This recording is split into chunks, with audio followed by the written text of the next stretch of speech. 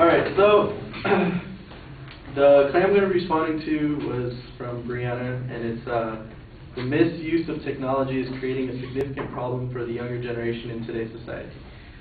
She supported her claim with 3 secondary claims, and the first one was misuse of modern technology has created a generation of young adults who are engaging in dangerous behaviors.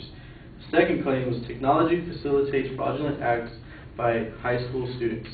And the last claim was the improper use of technology has also created a less than safe environment for the youth. So I'm going to start off with her first claim. I'm going to argue how that was I guess I'm going to argue why it's not a valid argument to be supporting for her claim. And so she stated that MySpace, Facebook, Stickman, etc. are all responsible for a new fad in posting and sharing provocative photos on the web. I'm going to argue and say that websites are not responsible because they have strict regulations as to what can be posted on their websites. According to the MySpace terms and conditions, I'm just going to read a brief part of it, but the following are examples of the kind of content that is illegal or prohibited to post on or through the MySpace services. Prohibited content includes, but is not limited to, content that, in the sole discretion of MySpace, exploits people in a sexual or violent manner, contains nudity, excessive violence, or offensive subject matter, or contains a link to an adult website.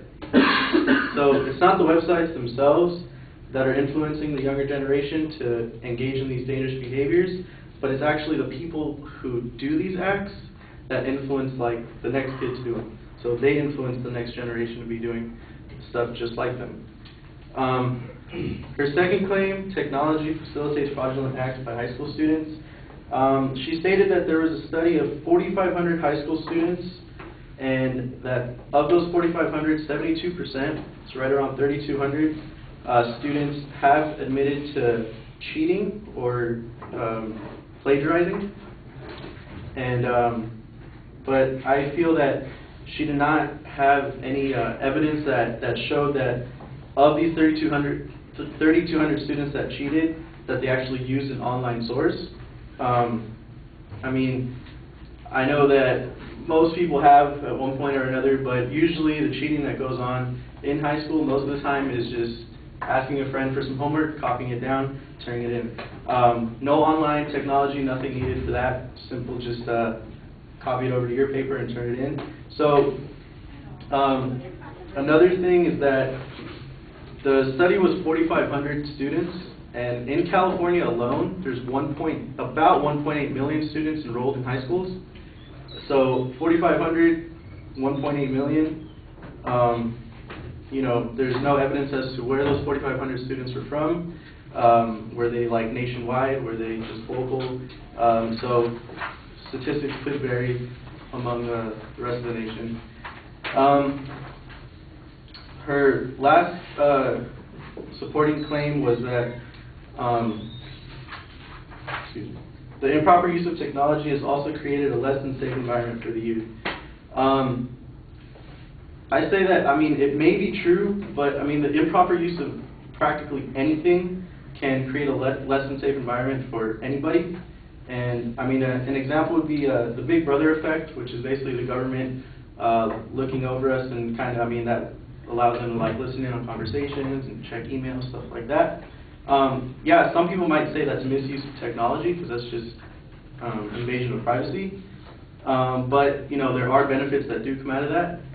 But, I mean, basically it's just, yeah, they may be improperly using their technology to spy on us, but, you know, there's good that comes out from that. So basically my conclusion is that no matter which way technology is used, without it, there would be no way to, we would not be able to discover new things and come up with new ideas. And I mean, if that's not possible, then what does our younger generation have to look for? That's it.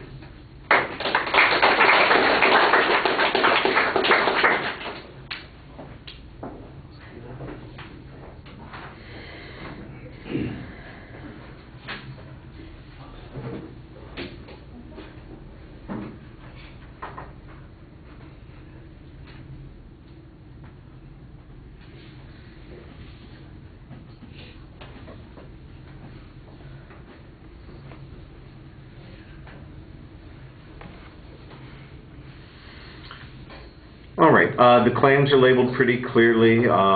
You're challenging validity on the first point. You've got a counterclaim based on the policies of MySpace, for instance, limiting this. It would be helpful if you could show, for instance, that there was some enforcement of that policy. It's basically kind of a causality issue that, you know, what is the real cause? It's the notion that this is a tool, and that people choose to use the tool one way or the other is really a result not of the tool itself, but of some other force. I think that you could show, for example, that there are alternative forces that drive us in the direction of using that. Some of them might be technology-based, but a lot of them are social in nature, and I think that that would be a clearer response on that point.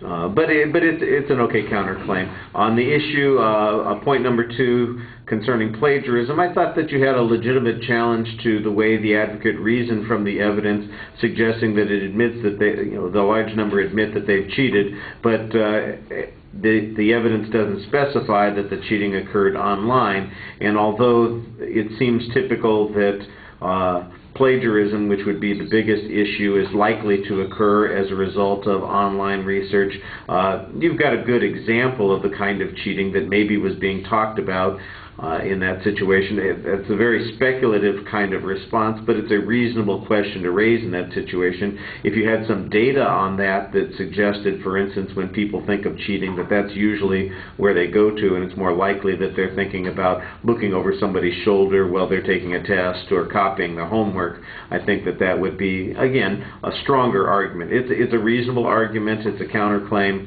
but the evidence on it is not particularly convincing. I don't know what the heck you were saying on the last point. It just seemed to go nowhere. It seemed like it was a very circular kind of argument, and so it doesn't really undermine the advocate's point. And like I said, I'm not sure what inferences I'm supposed to draw there. All right, thank you.